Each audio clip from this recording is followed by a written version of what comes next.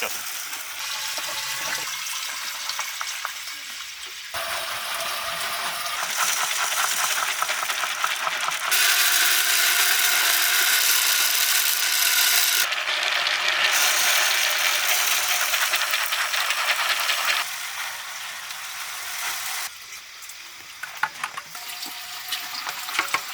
は江戸時代後期っていうのは約200年前になるんですけども、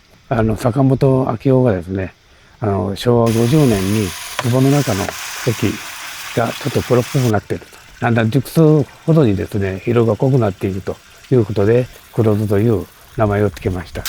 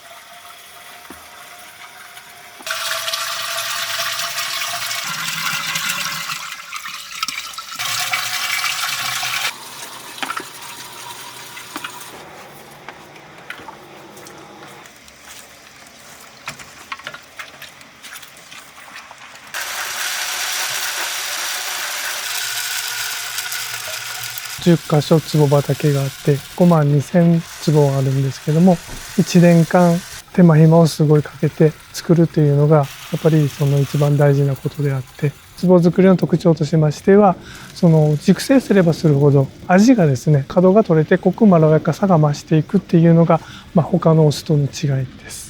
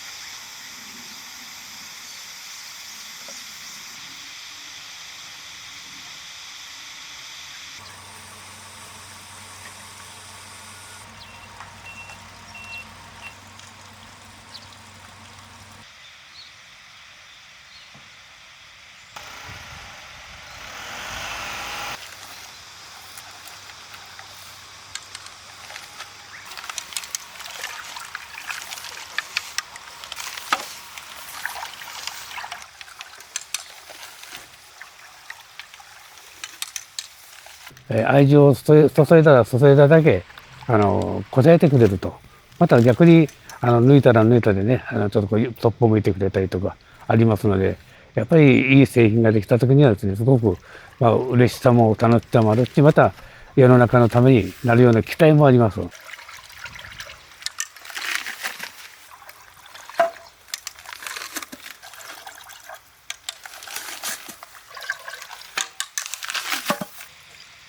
れがまあ